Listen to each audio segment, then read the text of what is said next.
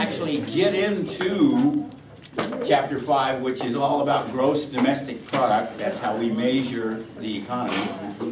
Before we actually get into GDP, we're going to talk about what is called the circular flow diagram. This is the very first thing that the author talks about in Chapter 5. And he even shows you a simplified diagram called a circular flow. Say what? This is it right here? Yes. This is my version, which is a little more than his, okay? But I like this one better. Now, let me walk you through this thing first. Okay? First of all, we have every economy in the world has 4 sectors. 4 different sectors in the economy, all right? The blue boxes you see represent those 4 sectors. The first one, and probably the one you're most familiar with, is this one right here, the household sector. Guess who is in the household sector? Us. Us. That's right. That's us. This is the consumers. That's job. All right? This is the consumer. Your job as a consumer is to earn an income and spend it. And spend it. All right? Now, the other sector over here is business. These are the guys that provide the products that you and I want to buy. When they produce a product, they put it over here in what is called the product market. Amazing, isn't it? The product market, that's where you buy and sell products. Yeah? All right.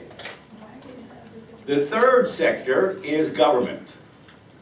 You know, you can't do anything without government. Government is the most influential of all the sectors because government is the one that makes economic policy. You know, the rest of us have to live with it. So that's government. Now, the last one over here is called the foreign economies. That's trading with other countries. You know, prior to 1980, we didn't even consider this as a sector of our economy. We didn't consider it because we were fairly independent. We didn't have to buy anything from anybody. We did, but we didn't have to. All right, we didn't have to. But after the end of the 70s, we became very dependent on other countries, not only for oil, but for a lot of other things. So just like all the other countries in the world, we can't produce everything we need. We have to buy some stuff from other countries. And that's true with all countries, okay? That's true with all of them. So this is the foreign economy. Now, let's talk about the foreign economy first, because it's the smallest. When you buy an item made by another country, that's called an import. That's an import. And as you can see, money is flowing over here to the foreign economy. When you buy a product from another country, the money that you pay winds up in that country. It becomes an asset to that country, not to you. You know, it's money. It's US dollars leaving our economy. That's why this is located outside this circle. They are not in the circle, they're outside the circle. But still a factor, okay? Now, when you buy a product, that's called an import. When the foreign countries come to the United States to buy products from us, that's called export.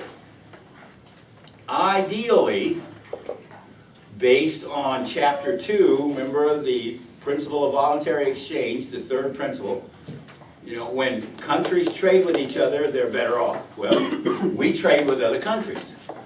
And ideally, exports and imports should balance.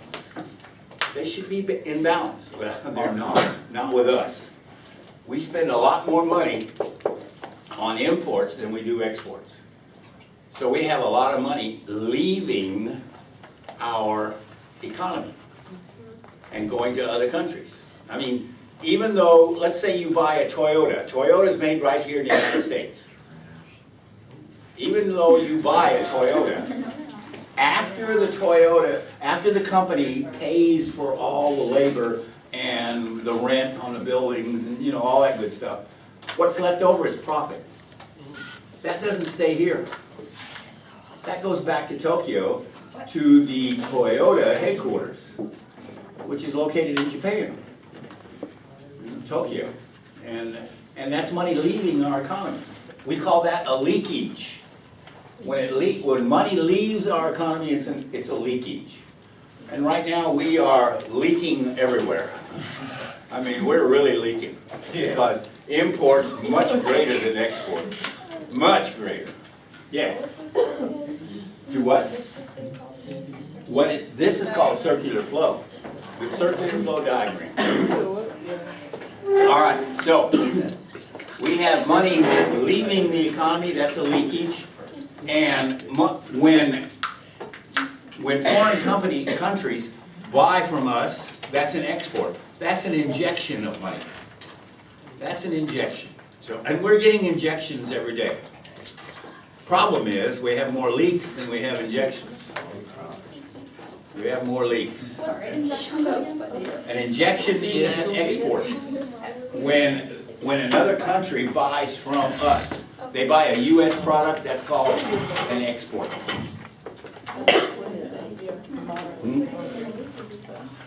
And a leakage is just the opposite, it's an import. Yeah. Ah, good, good. Ah. What did you say? She's our next rocket scientist. What was She figured it out, you know. All right, so far so good? Now, let's go back to the household sector where we are, all right? We buy foreign items called imports. We also have to pay Uncle Sam his fair share. Who is Uncle Sam? He's a very greedy guy. Very. Is he still alive? He never lived. It's a mix of all races. Uncle Sam is, oh, I don't want to say that. I started to say he's like Santa Claus, but no, I'm not going to say that, because some of you might believe in Santa Claus, and I don't want to ruin your day. I don't want to ruin your day. What do you mean believe in Santa? He is a mythological person, right? He wears